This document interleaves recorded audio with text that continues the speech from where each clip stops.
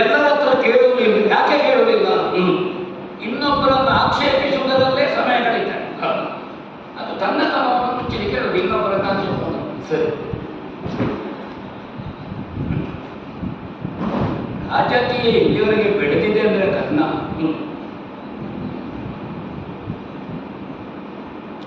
ದೇಶದಲ್ಲಿ ಯಾವ ಗುರುಕುಲವೂ ಸರಿ ವ್ಯವಸ್ಥೆಯಲ್ಲಿಲ್ಲ. ಕೆಲವಕ್ಕೆ ಗೋಡೆ ಇದ್ರೆ ಕೆಲವಕ್ಕೆ ಮಾಡಿಲ್ಲ. ಹಾಗಾದ್ರೆ ತನ್ನ ವಿದ್ಯಾರ್ಥಿಗಳನ್ನು ದಾಖಲಾತಿ ಮಾಡುವ ಹೇಗೆ? ನಮ್ಮ ದೇಶದಲ್ಲಿ ಅಸಂಖ್ಯ ವರ್ಷದಿಂದ ಇದ್ದದಕ್ಕೆ ದಾಖಲಾತಿ ಕೇಳ್ತಾರೆ. ಇನ್ನು ವಿದ್ಯಾರ್ಥಿಗಳಿಗೆ ದಾಖಲೆ ಮಾಡಲಿಕ್ಕೆ ಅವರಿಗೆ ಧೈರ್ಯ ಇಲ್ಲ. ಎಲ್ಲಿಯಾದ್ರೂ ಮಳೆ ಬಂದ್ರೆ ಮಾಡಿಬಿಡ್ತಾರೆ. ದೇಶದ ದುರಂತ ಆಯುಷ್ಯ ಪಡೆಯುವುದು ಅಂತ.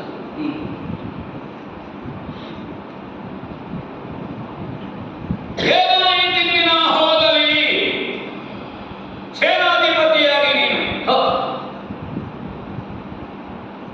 ಒಂದು ಚದುರಂಗ ಸೇನಾ ವ್ಯವಸ್ಥೆಗೆ ನಾನು ವ್ಯವಸ್ಥೆ ಮಾಡಲು ಕಡಿಮೆ ಆಯ್ತಾ?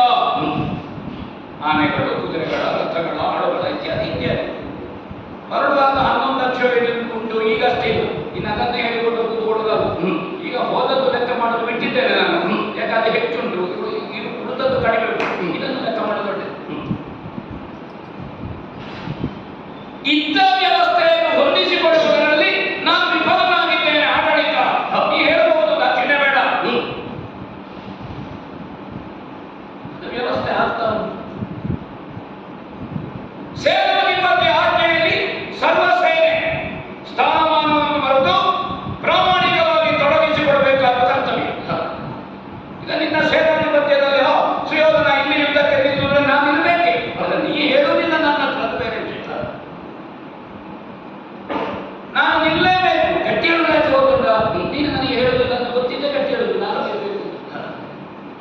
ಅದಕ್ಕಿಂತಲೂ ಹೆಚ್ಚಾಗಿ ನಾನು ಎಲ್ಲಿ ನಿಲ್ಲಬೇಕು ಅಂತ ಬಯಸ್ತೇನೋ ಅಲ್ಲಿ ನೀನು ನಿಂತಿರ್ತೀಯ ಎಂದು ಬರೆದರೆ ನಾನು ಎಲ್ಲಿ ನಿಂತರೂ ಅದು ನೀನು ಬಯಸಿದ ಜಾಗದಲ್ಲಿ ನಾನು ನಿಂತಿದ್ದೀಗ. ನೀನು ಹೇಳ್ತೀನಿ ನನಗೂ ಮತ್ತೆ ಎಲ್ಲಿ ನೀನು ನಿಂತರೂ ನನಗೆ ಆಗ ಈಗ ಒದಗಿ ಬಂದರೆ ನಾನು ಎಲ್ಲಿಯೂ ನಿಲ್ತೇನೆ. ಆದರೆ ಯುದ್ಧ ನಿಲ್ಲುವ ಇದು ಸೇನಾಧಿಪತಿ ಆಚೆ. ಆದರೆ ರಾತ್ರಿ ನಿಮ್ಮ ಮುಖ ನೋಡುವಾಗ ಒಂದು ವಿಶ್ವಾಸ, ಆತ್ಮವಿಶ್ವಾಸ ಕಡಿಮೆ ನನಗೆ ಕಾಣ್ತದೆ. ಯಾರ್ಯಾರು ನಮ್ಮಲ್ಲಿ ಧುರಂಧರರಿದ್ದಾರೆ? ಕೆಲವರಿಗೆ ನಿತ್ಯ 2 ಸಲ ನಿನ್ನ ಹೆಸರು ಹೇಳಿದ್ರೆ ಅನ್ನ ಜೀರ್ಣ ಆಗುದಿಲ್ಲ. ಕೆಲವರಿಗೆ ಮನೆಯಲ್ಲಿ ನೀರು ಬಿಸಿ ಆಗುದಿಲ್ಲ. ನಿತ್ಯ ಕರ್ಣ ಸೇನಾಧಿಪತಿ ಹೇಳಿದೆಯೋ ಅವರು ಅವರ ಛಾತ್ರವನ್ನು ತೊಡಗಿಸಿಕೊಳ್ಳುವಲ್ಲಿ ಅಲ್ಲಿಯಾದರೂ ಸ್ವಲ್ಪ ಹಿಂದೆ ಜಾರುತ್ತಾರೆ. ನೀನು ನಿರ್ದಾಕ್ಷಿಣ್ಯವಾಗಿ ಹೇಳಬಹುದು, ನನ್ನ ಆಜ್ಞಾಶಕ್ತಿಯನ್ನು ಇಂಥವರು ಪಾಲಿಸುವುದಿಲ್ಲ, ನಾಳೆಯಿಂದ ಮೊದಲ ಯುದ್ಧಕ್ಕೆ ನೀವು ಹೋಗಬೇಕು ಅಂತ ಹೇಳಿ ಅಲ್ಲ. ಪುಸ್ತಕಕ್ಕೆ ಮನಸ್ಬೇಡಿ. ಒತ್ತಡ ಯಾರ ಮೇಲೆ? ಸ್ವಾತಂತ್ರ್ಯ ಉಂಟು, ಆದರೆ ಸ್ವಾತಂತ್ರ್ಯದ ವ್ಯಾಪ್ತಿ ಎಷ್ಟು, ಸಂವಿಧಾನ ಏನು ಅಂತ ಗೊತ್ತಿರಬೇಕು. ಯಾರು ಸಂವಿಧಾನ ಗೊತ್ತಿರದವರೇ ಅಲ್ವೋ ಸಂವಿಧಾನ ಅಂತ ಶಬ್ದ ಇಟ್ಕೊಂಡು ಮಾತಾಡೋದು. ಅದರ ಒಳಗೆ ಒಬ್ಬನಿಗೆ ವರ್ತಮಾನದಲ್ಲಿ ಗೊತ್ತಿದ್ರೆ ಹೇಳಿ ಅವರನ್ನೇ ಸಂವಿಧಾನ ಅಂತ ಮಾತಾಡಿದ್ರೆ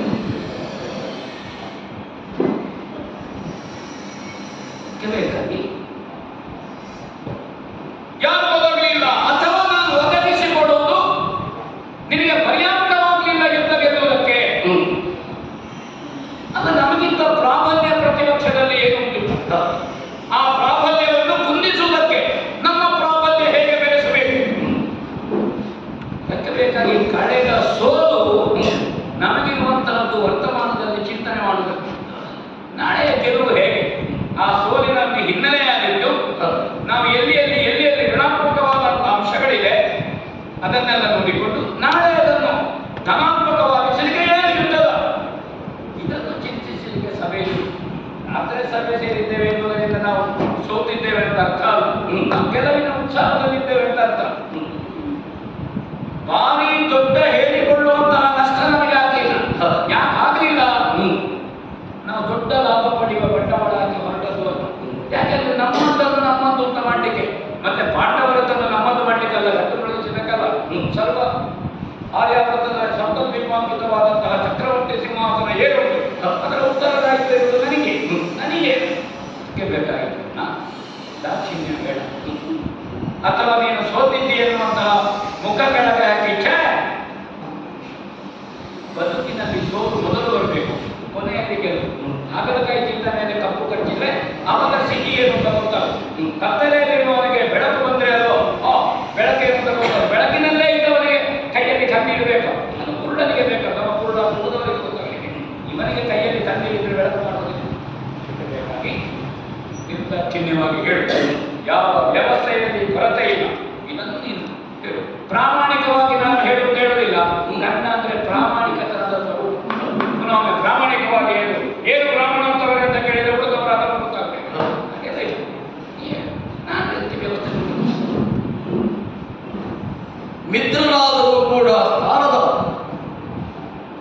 ಹೆಗ್ಗಳಿಕೆಯನ್ನ ಗಮನಿಸಿ ಸೇನಾಧಿಪತಿಯಾಗಿ ನನ್ನ ಗಮನಿಸಿ ಹೇಳ್ತಾ ಇದ್ದಿದ್ದಾನೆ.